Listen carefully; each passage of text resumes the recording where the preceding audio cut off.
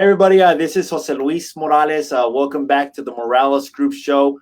This is episode number 39. Today we have Mike Figueredo. He is the owner of Viridi Construction. I am very excited about having him as a guest. One of the most favorite topics for me right now is ADU construction, accessory dwelling units. Mike is a specialist in this field. He's doing ADU construction every day.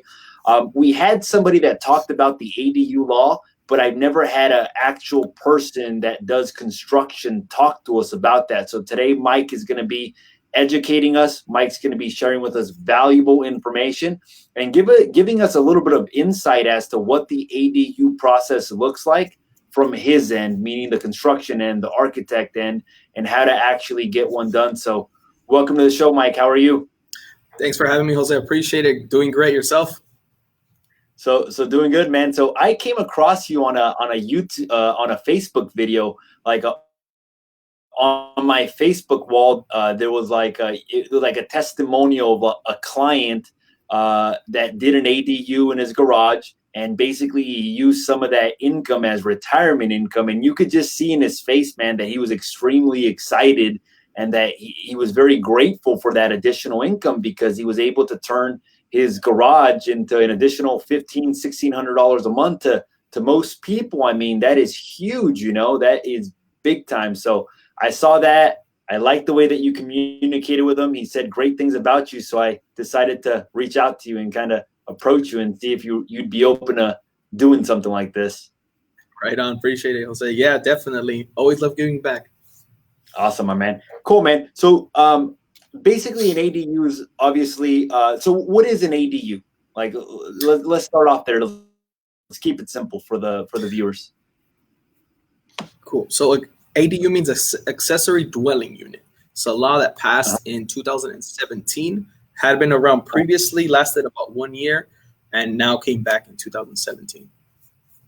Okay, so it's something that had been before, and then it changed recently as well, too, right? So like, it was something because I had people that tried to do an ADU before 2020, and what they told me is that the fees were very excessive, or that the city had all these different overlays.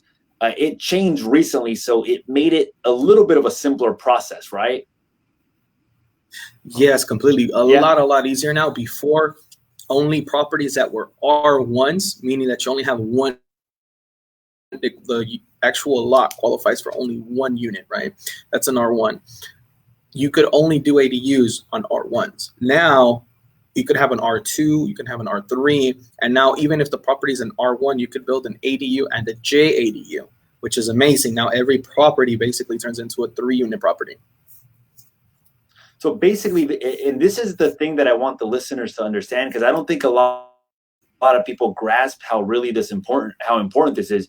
You can take a single family residence, maybe convert part of the house into an ADU, and then you can take the garage into a junior ADU, part of the house into a junior ADU, and then you can convert the garage into another ADU. So you can take a house on R1 zoning, which technically is only supposed to have 1 unit, and you could literally convert it into potential for 3 units, right? Correct. That's huge. Just like you mentioned, it's yeah, cool, man. So go ahead, sorry. No, I was going to get more into detail regarding the JDUs and ADUs. So tell me about that. Tell me what is the difference between a junior ADU and an ADU? Okay, so the ADU, which was the first law that passed, that maximum square footage of that construction can be 1,200 square feet. Now, if it is attached to the house, it could only be 50% of the house square footage. If it's detached, then it goes up to 1,200 square feet. The ADU has its own address, just like the JADU. The huge difference is that the JADU, which means junior accessory dwelling unit, maximum square footage is 500 square feet, and it has to be attached to the house. So it has to be in an attached garage. It has to be in the back of the house. It could be new construction or a garage conversion, or even in a basement, which we typically don't have in California, right? Or at least down here in South California. and also above. Yeah. So you could do a new construction above the house. Okay. So essentially a junior ADU has to be attached to the house, and it could be a maximum of 500 square feet. And then a regular ADU can be a maximum of 1,200 square feet. And that can be that can be detached, or that has to be or does it have to be detached, or can it be attached to the regular ADU? So the regular ADU, if it's attached, then can only be a maximum of 50%. I'm sorry, if it's attached to the house, 50% of the square footage of the actual property. If it's detached, then it could go up to 1,200 square feet. That makes sense. Okay, cool, man. And then, to my understanding, the zoning, I mean, it can be on an R1 lot, which before now, you could only have one single family residence on a R1. Now, essentially, you can convert an R1. Now, what about condos and townhomes? Can you do an ADU on a condo or a townhome, or does it have to be like a single family? So you can. The law is a state law. We personally have never done one in a condo or a townhome. There's been people who have been interested in doing so. They typically have to go just like any renovation that they want to do there through their HOA, and most of the time when they ask their HOA, they get denied. So if it's a condo or a townhome, it has to get approval from the HOA. It has to get approval from the HOA, or how does that work? From our experience, yes, just because it's a state law, but at the end of the day, they're following their guidelines from the HOA. Yeah, they're following. Well, what I was thinking about, like, even if you do an ADU, because the state law says that, like, as long as it's on a single family lot, that you technically should be able to do it. I was thinking that the HOA can just change their laws to say, hey, you can't rent. If you do an ADU, you can't rent the ADU, which kind of almost like defeats the purpose of having an ADU at that point. So I'm thinking that, like, by having an HOA, it kind of limits that a little bit. So can an ADU be on a single car garage, or does it have to be a 2-car garage as well too to do an ADU? Like, if there's like a house that only has a single car garage, have you guys ever converted those, or are those too small to be converted? No, you absolutely can. So we have actually done single car garages. Yes. Yeah, you could do a single car garage and a 2-car garage as well. Okay. Typically, in the single car garage, it's going to be a studio. It's going to be a studio, which basically a studio means doesn't have a bedroom, essentially. Just like a kitchen and a living area, and the living area is basically the bedroom, or to say. Correct. Okay, cool, man. Now, one of the questions that I get a lot, Mike, is as it relates to financing. Like, how do people typically finance an ADU? Because a lot of people ask me, well, like, I don't have the money, or how can I use the equity from my house to finance an ADU? What's the most common ways that you see, and what does that typically look like? So the most common way that we see is the homeowners already have the cash, or they need help with financing, right? So with us here at Viridi, typically what we do is we provide different ways of financing. We have secured loans, unsecured loans, like refinancing with Green Sky, with Mosaic, those are as far as unsecured loans. And then we also do secure, like I mentioned as well. We cater to the customers as much as we can, and for them to sometimes not have to pay anything to start the project initially. And then after the project is completed, or once it begins, then start making the payments. So sometimes we have to do a combination loan, like we like to call it. So maybe they're financing with 1 or 2 different places, sometimes up to 3, depending on the project size. But once their project is completed, then typically they refinance to pay off the project. Okay, so essentially there's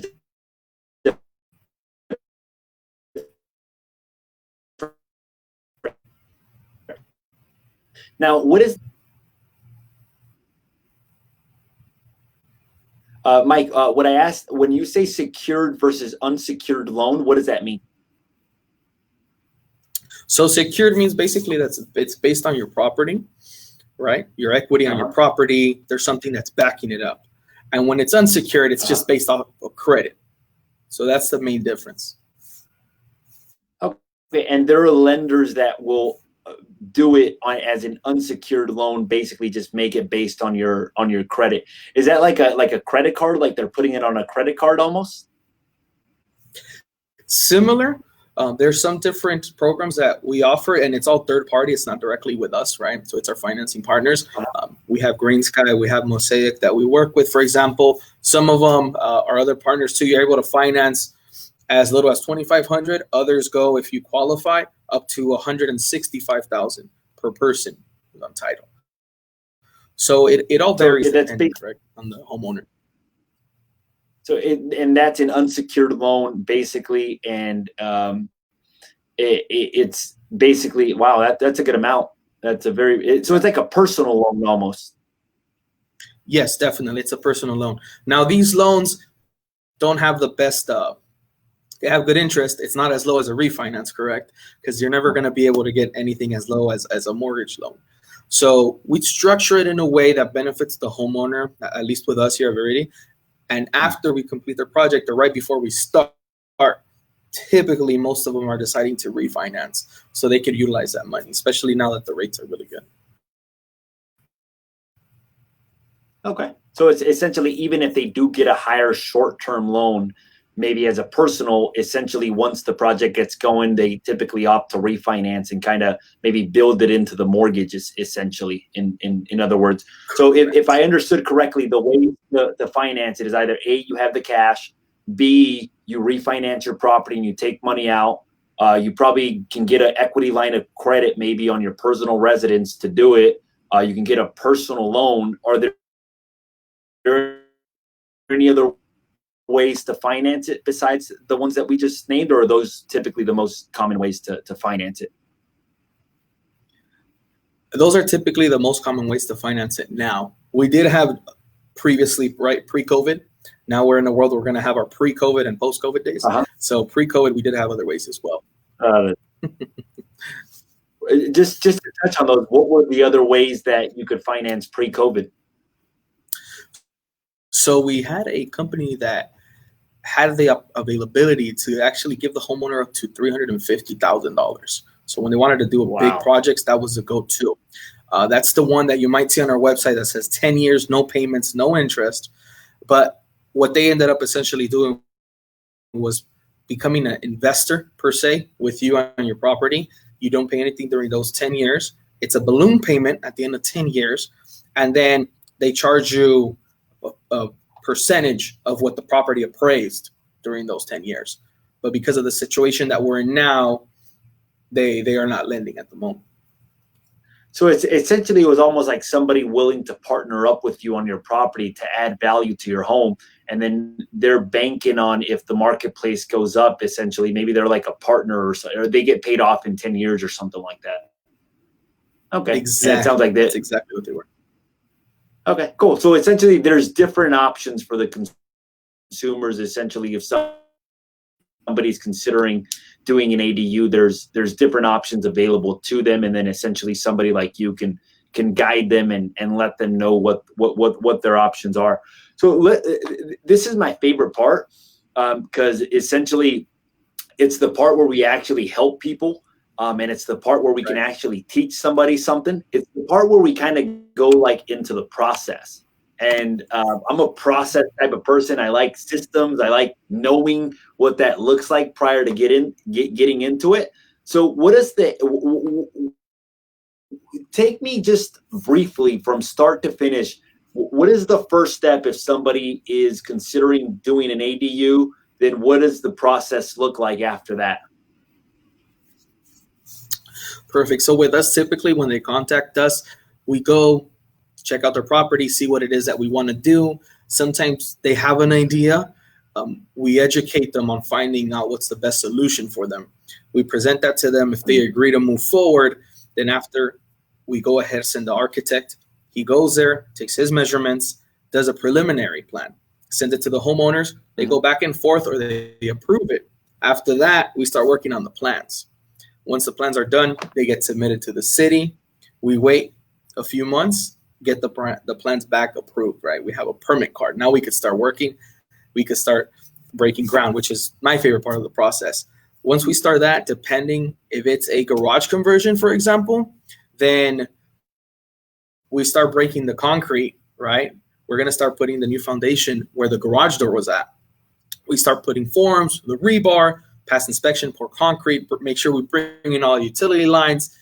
After that, pass inspection, start framing. Once we finish the frame, pass inspection, we do the rough electrical, plumbing, HVAC, pass inspection again, insulation, then it goes to the drywall, and then we do paint, floor, restroom, kitchen, and then we give the homeowner the keys after final inspection. Yeah. So there's a few inspections through there, right? It's not as fast as I said it, but it's definitely a good process and exciting, definitely when you see everything start getting put together. Well, let me ask you a question. That way we can break it down a little bit more. From the process that the homeowner gives the go-ahead, how long does it typically take the architect to submit the plans to the actual city? Like, are we talking about everything if everything goes smooth and there's not a lot of corrections or, let's change this, let's change that on the plans, no, it shouldn't be more than like 4 weeks, 3-4 weeks.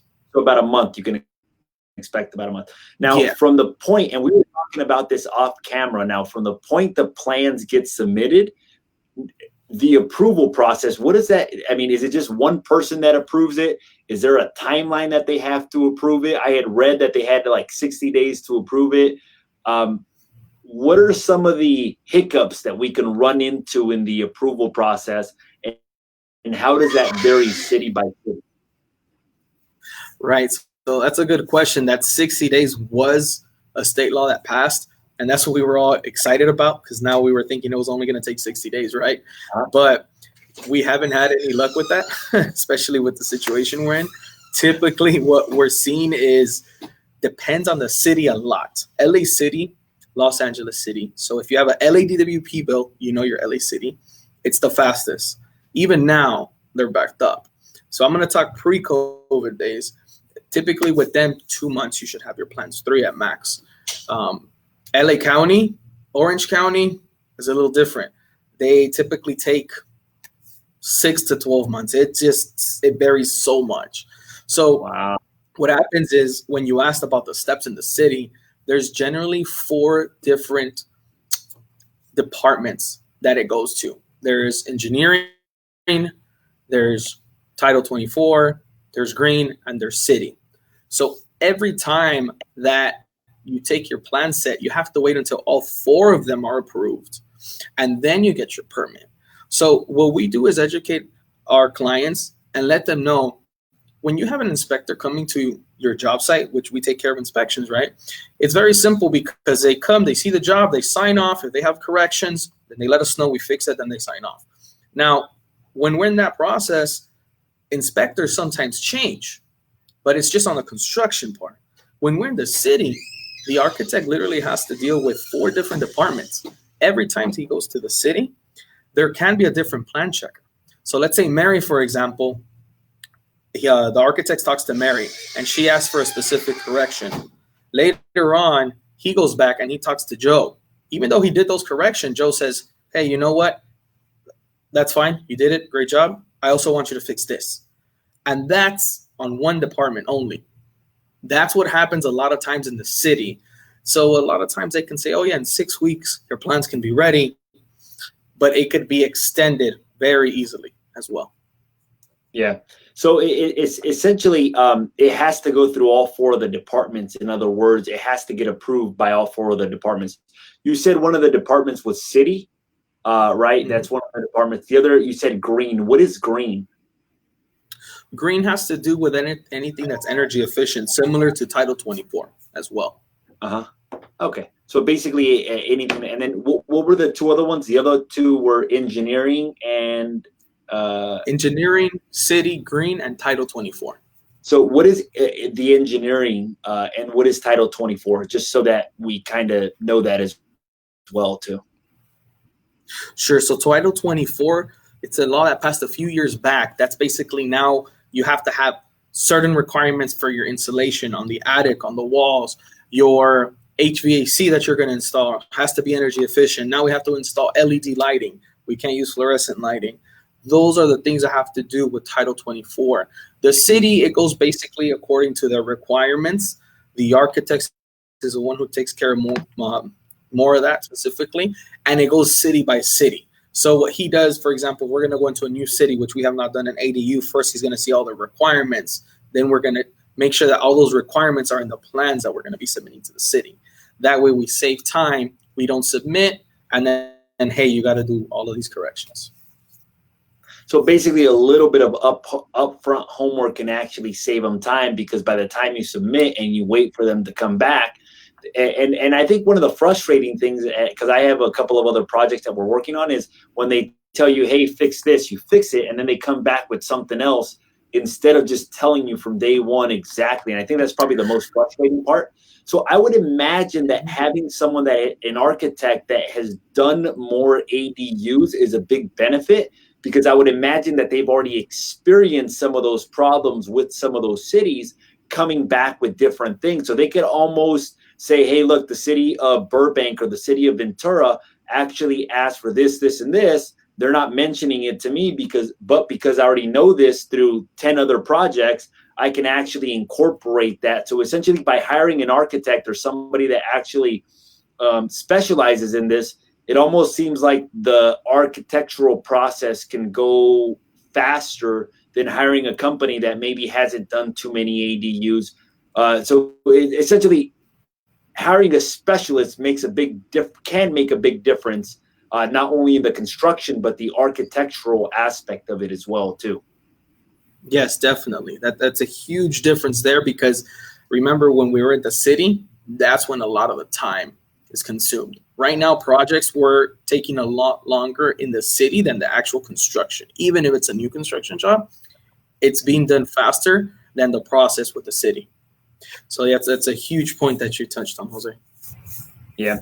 Now, let me ask you this. What does that typically look like in terms of costs? I mean, are the costs fixed per city now? Or is it like, does the cost vary per city? And what is a typical permit cost? Obviously, that's going to vary based on size. It's going to vary on a couple of things. But what can homeowners expect just to make sure that they're not being taken advantage somewhere else?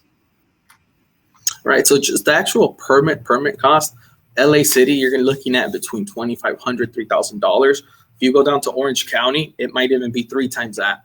You're also going to have to get a different type of engineer as well, depending on the city. If you're doing new construction, then you're also going to have to get a site survey as well.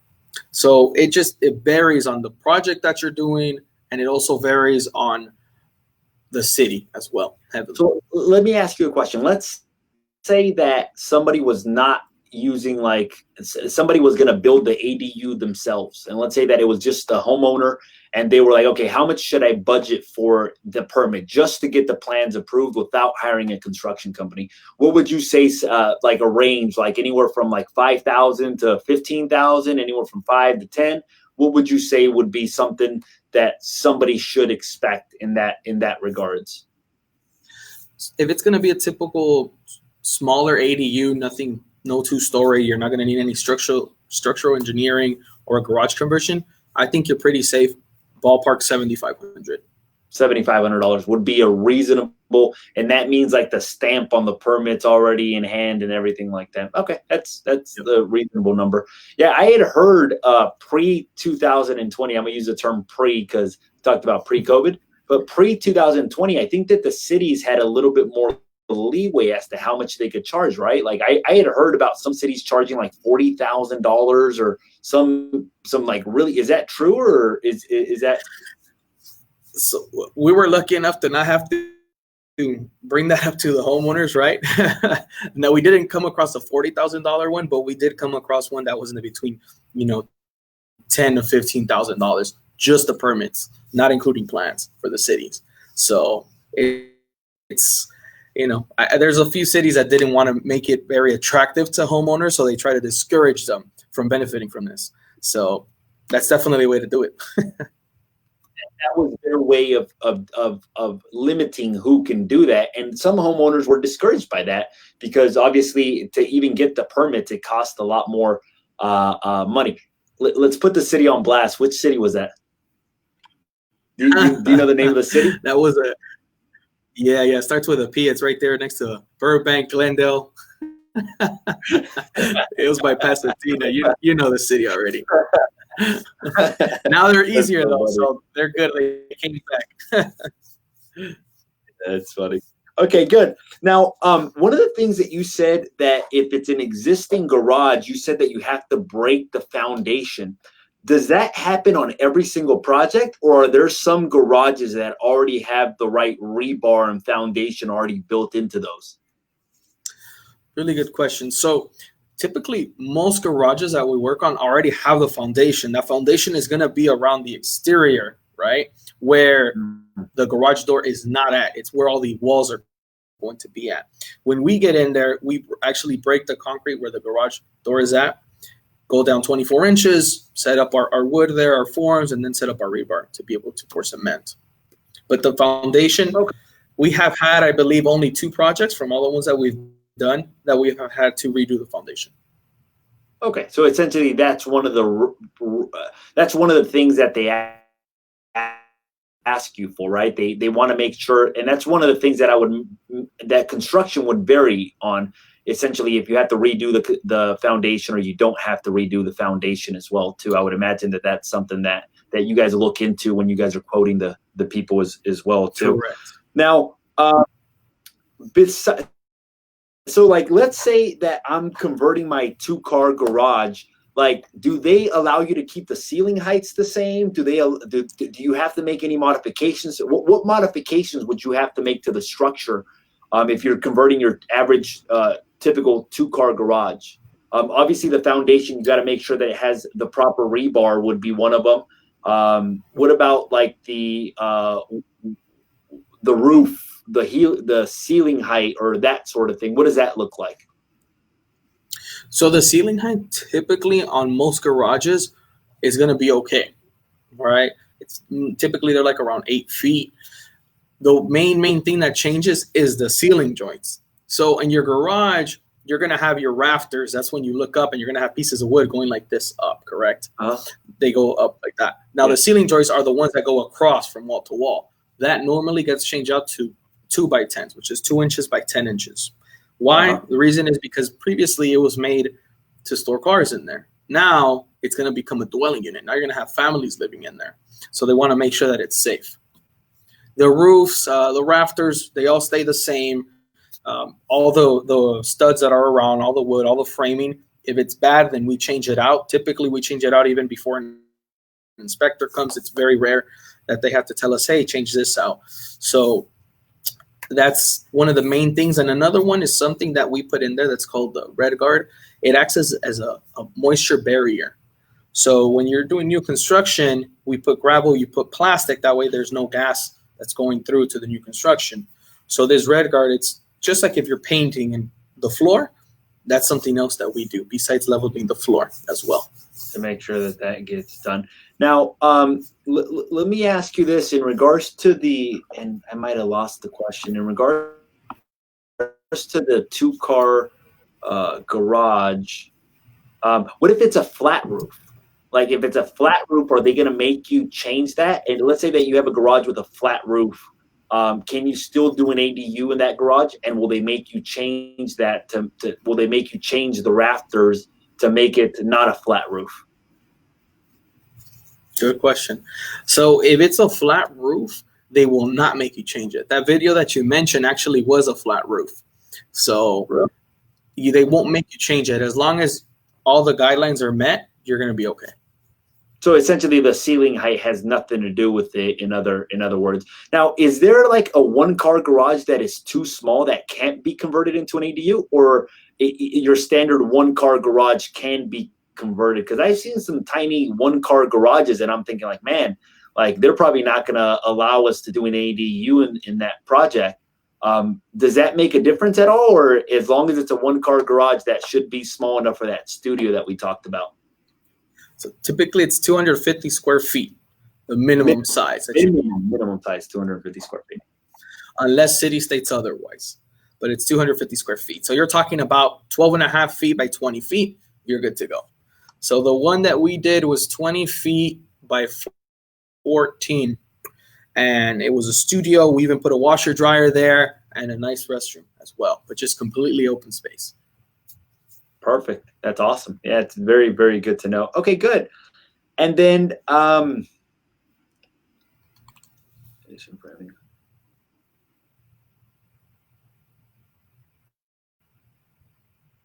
so are there any hidden costs that people should be aware of? I know that obviously there's the permit process. Are there any costs that they should be aware of? Like many like things that could come up when building the ADU? When building the ADU, typically we don't have any surprises, right? Right now, I was thinking we've had one, and it's a recent one. And it turns out that the homeowners recently had bought the house. They had drywall everywhere. It turns out once we demoed out the drywall, that the house was burned before their garage. So you have black wood all over. Inspector obviously talked to us. He wanted us to support it, to put new framing. Talk to the homeowner. We're getting it done. That's, I would think, the biggest one that you're going to have, the biggest surprise. A cost from the city, one that we did have as well, this was earlier in the beginning, was a park and recreation fees. So now that's something that we always look into if it's going to be a new city that we're getting to, that we haven't done a construction job there, to let the homeowners know, hey, this is also going to be a cost that you're going to have. So this parks and recreation fee in Los Angeles is about $6,000, $6,500. So it's significant. It's up there. It's more expensive than the actual permits to get the job done. Yeah. So essentially, it's looking into making sure that you guys look into that essentially per city. And then also what I heard you say is that when you guys run into a problem, you guys kind of fix it, because you said that's one of the things that we look for now. You guys fix the problem so that you guys can prevent looking into that. So let me ask you this. Is there a benefit to somebody trying to manage this project on their own versus hiring somebody like you to kind of just take care of the whole thing for them? And what would you say the benefit of having someone like your company help them through this versus doing it on their own? What would you say that benefit would be? There's tons of benefits. I would say one of the main ones is time, right? Time is the most expensive commodity. So when you hire someone like us, a professional that's all they do primarily, you don't have to worry about, surprises like we talked about earlier, timing for the actual construction. The other thing is, if you're a homeowner and you want to get this done yourself, there's so many inspections that you have to pass. You're looking anywhere at least around 12 inspections. Some of them, we call them at the same time. We know what we're doing. We're not going to have as many corrections as someone who doesn't know what they're doing. A lot of times, too, what we've seen as inspectors, because it has happened in our jobs, that the homeowner comes out and starts trying to talk to the inspector, too. We all know that a lot of homes don't do everything and have everything permitted by the city. So when a homeowner comes out and talks to the inspector, they have more chances of the inspector telling them directly, hey, you need to get that taken down. You need to get that over there permitted. So when they're dealing with us, they know they're talking to a contractor who knows what they're doing. And a lot of times the job goes way smoother when they deal directly with us than if the homeowner was to come by. So to sum it up, it's the timing more than anything, and even the cost. A lot of times people think it's the cost is very inexpensive, and they're basically building a brand new house. So they start off with a budget, and by the time they're 30% done with their money, by the time they're 30% done with their project, they're completely ran out of their funds. So that's another thing, that they want to make sure that they're getting a good quote, a good bid, and know the exact cost of their project as well. So how do you guys typically bid those out? Do you guys typically say, hey, look, this is what the entire project is going to cost, and these are the type of finishes that we're going to do? Or is it kind of like a fluid, meaning that it changes based on what the homeowner picks? Or do you guys already have like standard stuff that you guys use? Like, for example, like very similar kitchen cabinets, very similar bathrooms, very similar flooring. What does that typically look like? So we do have our standard. We have two different options for homeowners, right? Standard, and then we call it platinum or higher end finish, basically, which is going to be the restroom and also the kitchen. So that's where everything's going to differentiate between your standard and your higher end finish. The cost, we explain it to them, for us includes everything. And we do explain and educate on the costs associated. A lot of times people think like, oh, well, the garage is already there. Just throw in a few walls and call it a day. That's not how it works. We have to connect to the water, to the gas, to the electricity, to the drain. There's huge costs associated with that. If the garage is in the back of the house, sometimes we've had recently, a few months ago, we passed the final inspection on one. It was 167 feet of drain that we had to do, all way in the back. As soon as we dug the whole trench for the toilet, it's 3 feet. By the time it got to the front, it was almost like 8 feet. There's been projects where we have to dig 11 feet to connect to the drain. So all of those things is what's associated with building the project that sometimes no one has a clue about, right? So we see the final product, we see the drywall up and the switch that we could turn on and off, the lights going on, but we don't see what's behind the walls, what's under the ground, what makes everything work. That's where most of the cost is at. And the labor, obviously, to have a professional do that so you don't have problems down the line. Another thing that we like to do as a company that we're very big on is when we do our projects, we install copper piping for all of their water lines. We don't install something called PEX, which that is basically plastic. Yes, it's a lot cheaper. It's a lot more inexpensive. But if you have rats that get in between your walls, they bite it, then you're going to have major damage. And it's going to cost a lot more in the long run than actually getting the job done right in the beginning and having your copper pipes there. Well, I had heard that PEX was good. Somebody had told me, like a plumber told me one time, oh, PEX is the best thing right now. So it was probably just like a cost thing. Maybe it was just kind of like it's cheaper than copper. And essentially his estimate was cheaper for that reason because it was PEX. But it was his way of selling me on it probably. But I remember that conversation. I remember thinking that PEX was the latest technology or something like that. But it's basically plastic. I love how you said that you guys have two options. You guys have the standard and the platinum, and the homeowner gets to choose that. This is the price for the standard, and this is the price for the platinum, and that'll depend on what type of finishes for the quality. So let me ask you this: what is more expensive? Is it more expensive to convert a 2-car garage into an ADU, or is it more expensive just to do ground up construction for a brand new ADU, or is it similar?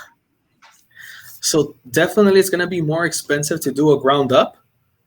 I personally think that it's better to do a ground up if you have the space, right? Mm-hmm. The reason behind it is that if you have the space in the backyard, you do an ADU.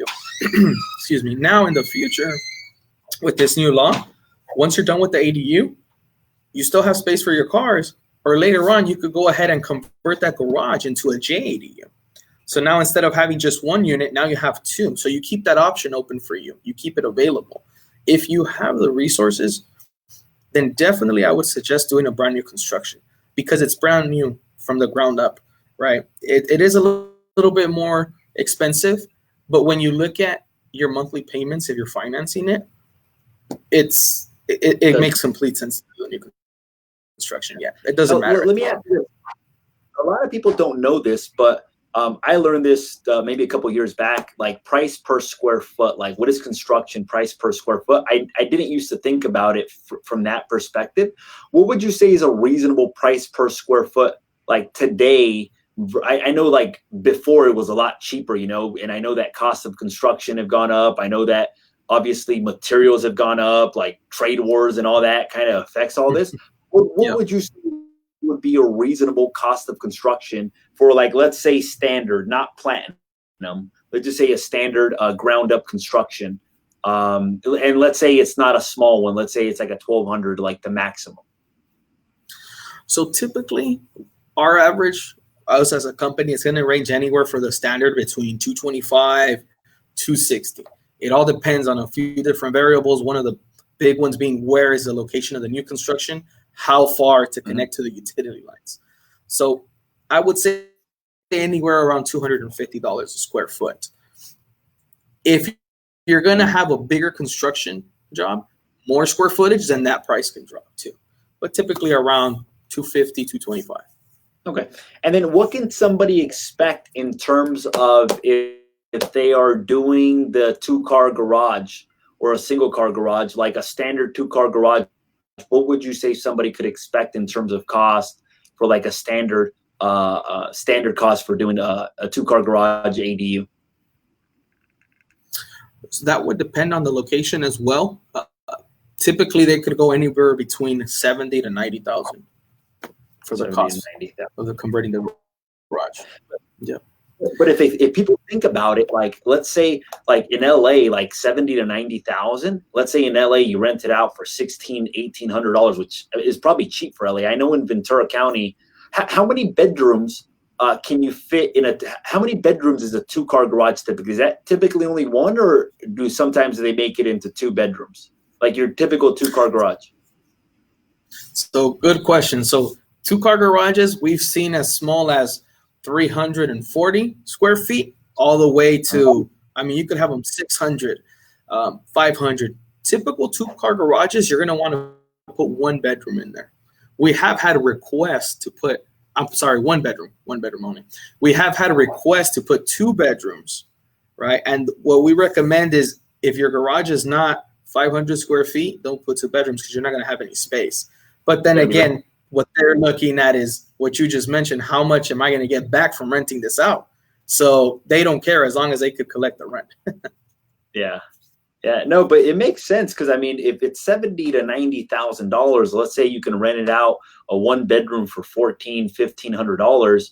That's basically 18, somewhere in that range, thousand a month. In 5 years, you've got your initial investment, and then after that, it becomes profitable. So that makes sense. Now, I forgot to ask this, but like, let's say somebody has a 1-car garage, could they add onto that 1-car garage and make it a larger ADU? And is that the same process, or does that take a little bit longer to do because you're adding square footage to the garage? So yes, they can absolutely do it if it's a 1-car or even a 2-car garage. You could always add to it, right? As long as you follow certain regulations, you got to have your setbacks from the side, from the back of the house. Now, it is more expensive and it will take a longer time because that addition is obviously new construction. So what we typically do is if they want to add it, which we have had some cases that sometimes they ask, I want to add 2 feet or 3 feet. It doesn't make sense sometimes financially for what they want to do. We help them. We guide them so they could benefit the most, right? If they want to add 5 feet or more on the line, right, on the side of the wall or in the back, then we recommend doing that 5 feet or more, Eddie. So it is essentially because it's new construction, the permit process is different than the ADU process, and sometimes the new construction can take longer than the ADU process. Is that correct, or is the ADU process faster in terms of permit? They're both the same because when we submit, we're still going to be submitting as an ADU. There might be a few a few little things that vary, but it's not going to make it so extensive time-wise. It will be fairly around the same amount of time. Yeah. Okay, cool. Now, a 1-car garage, what would you say a cost roughly, based on your experience, that would be like somebody could expect for that? I would say anywhere around, depending again if it's in the front of the house or the back, right? Anywhere between 50 to 65,000 for a 1-car garage. That's perfect. That's very, very good to know. Cool, man. And then I get this question a lot. What if their garage is already converted but without permits? Can somebody actually, would it be easier to convert it into a legal ADU, or is it the same process almost like if it wasn't there because it probably wasn't done to code or wasn't done to standard? In other words, can somebody take a garage that was done non-permitted and convert it into a legal ADU, and what does that look like? Yeah, so we get that question asked all the time, right? As soon as they call the office. People had that already. sometimes people already have it converted, and they're like, oh no, pues I already have it done, like, can I just get the permits for it, and like pay like $10,000 and I'm good, But what would that look like for people? Honestly, it's going to depend on the quality of the construction that was done, how good it was done. So we go out there, we take a look, we assess it. If we see that it wasn't done right, then we recommend you're going to have to tear it all down and then build it brand new. If it seems like it was done okay, then we let them know. What's going to happen is you go ahead, call the inspector, you submit your plans. The inspector's going to come out. He's going to make you cut holes around the foundation. He's going to make you open up parts of the wall so he could see how the electricity was ran, how the gas, how the piping for the water was ran. That's what they're going to want to see. And then obviously they're still going to have to do their foundation where the garage door was at, because mostly everybody behind that garage door has their drywall. So it is possible, but I would say maybe around 5% of the homeowners in that particular situation that we have talked to have gone that route. And they still have to spend some money. It's not like they're saving tons of money, because they still have to do a lot of things to their garage regardless. They still make them change their drain. That's a big one there. For the ADU, not the JADU, but for the ADU, the drain has to be connected separately from the house. And most people are always going to connect to the house when they convert the garage illegally. So then they have to trench and get their line all the way to the front right before it connects to the city and go all the way to the garage. Okay, that's good to know. So it is possible, but there still are requirements. Now, would the architect try to design the plans similar to what they already have to try to make it so that they don't have to redo the whole thing in that case? That's definitely the way to do it, yes. Yeah, so for the architect to like modify his plans, because I'm sure that for two-car garages, like your architect probably already has very functional floor plans that work very well and really utilize the square footage of the garage to make it more functional. But I would imagine if that's the case, the architect would try to modify his plans to try to still build that. So they would still have to go through the architectural process or getting the plans approved, and then they would still have to go through all the inspections. But the inspector's not going to make them take the whole thing apart, are they? Or would they make them take the whole thing apart? In some cases, they will. Definitely. Depends on the quality of the work that was done. Yes. So it's very rare that the inspector's going to go ahead. Go ahead. Jose? No, keep going. You were saying it's very rare. It's very rare that the inspector is going to say, okay, you're good, keep everything as it is. We have had just one homeowner that the inspector said, make a little hole here, get rid of the electrical panel, which was inside the restroom, actually behind some cabinets, and install a mini split, which is a small air conditioning unit.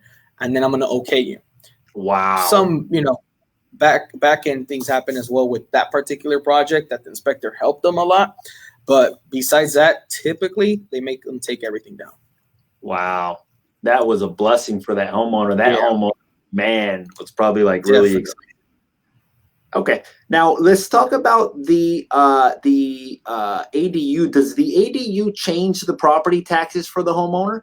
Like, let's say that they do an ADU. Does that affect their property? Does that make their property taxes go up when they do something like that? So it will. But basically what we tell homeowners is whatever it is that you're paying right now, do your calculations, do some division, do some multiplication, because whatever you're currently paying now, obviously if you're adding square footage to your property, then you are going to get taxed a little bit. It's very, very minimal. I mean, compared to the reward and the benefit that you're getting, it's insignificant, that little difference that you have to pay. So they basically, if they're getting like, and this is me just trying to understand the math. Let's say they pay $2,000 a month on 2,000 square feet. That's like $100 a square foot. If they do the ADU, does that mean that they'll get charged depending on how much they add? That's how much they'll get taxed, or at the same rate that they were getting taxed, or does that vary? And I should talk to a title person or somebody else about that. Definitely. All right, cool, man. Talk to someone that does that. Awesome. Now, Now, when building an ADU, do we have to have separate meters on an ADU, or can it be the same meters?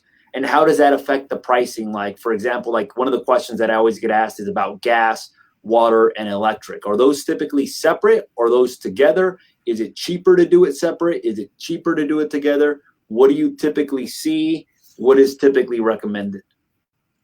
So you could do them together. Sometimes homeowners want to split them up. That way they could charge their renters just for the rent, and then they pay their own utility bills. So what we always let them know too is that sometimes if you're going to include the bills, right, the water, gas, and electricity, you could just charge them more rent. If it's a smaller unit, 1 bedroom, it makes sense. Just have it included. Everything's built up to code. Everything's built with energy efficiency in mind. So it's not like they're going to have a really high electrical bill or really large water consumption. So it's up to the homeowner's decision. It does cost more to have separate meters. You have to put a 2-meter electrical panel. You have to put a different gas line. You have to call SoCal Gas or whoever is your gas utility company to come out here and install their meter.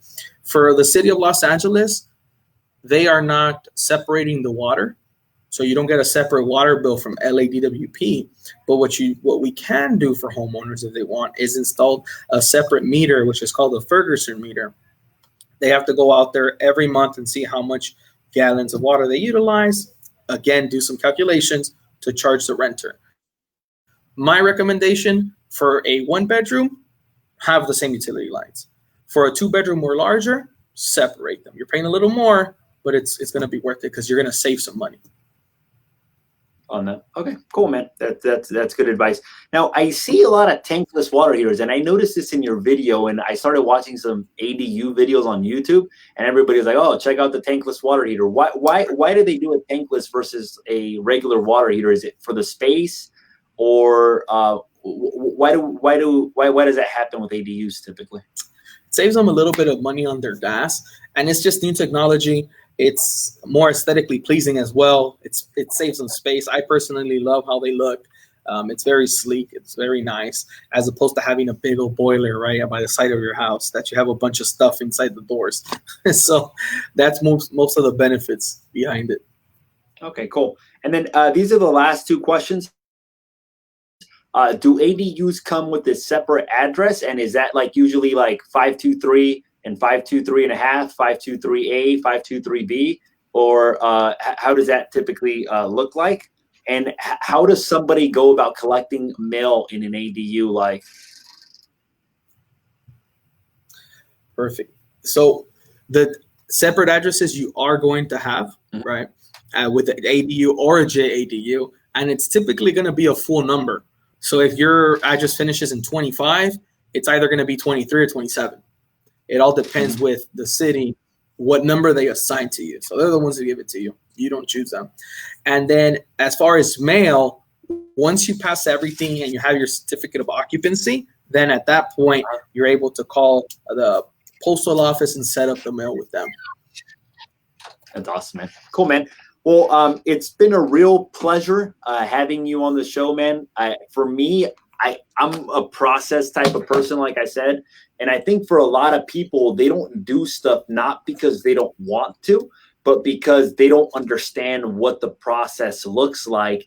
And essentially by providing this type of information, I think that it helps a lot of people get one step closer to actually making a decision to do it. Now, I'm a fan. Obviously, I've mentioned this to you in the past. Obviously, I'm a fan of your company. I'm the fan of how you run things because I can tell by talking to you that you guys have processes, that when you guys experience problems, you guys fix those problems, and that you guys are creating a system to be able to provide better customer service for people. And I think it's a great service that it can help a lot of families. Like, I know a lot of people are on fixed incomes. They've owned their property for a long time. Maybe they're considering moving out of state just because their retirement money, they're barely making it by. So this might be an additional option for people. So if people want to get a hold of you, how can they find you? Appreciate those words, Jose. Then thank you. And the best way is you could contact us. Go to ViridiConstruction.com. You could also call our company phone number, which is 833-484-7434. So you could give us a call, get in touch with us. We're really, really big, like you mentioned, on communication. That's very important. Whenever there's an issue, 90% of the times it's communication, and we like to fix issues as fast as possible too. Yeah, and that's the cool thing, because you guys are actually treating it like a business, and you guys are trying to do a good job in the community, which is good, man. And I respect that, because I mean, obviously, one of the things that you said is that you guys give an update to your clients every week. I do the same exact thing, where I give an update. And one of the biggest issues that we face in real estate too is, or one of the biggest complaints that I face from people is that their realtor didn't communicate with them enough. And I think that communication is the key. So yeah, no, I appreciate that, man. So once again, thank you so much for coming on the show. This is episode number 39. We got Mike Figueredo, Viridi Construction, guided us through the entire process of building ADUs, single car garage, 2-car garage, connecting it, water heaters, foundation, everything, man. So thank you so much for being on the show. I really appreciate it. Thank you, Jose.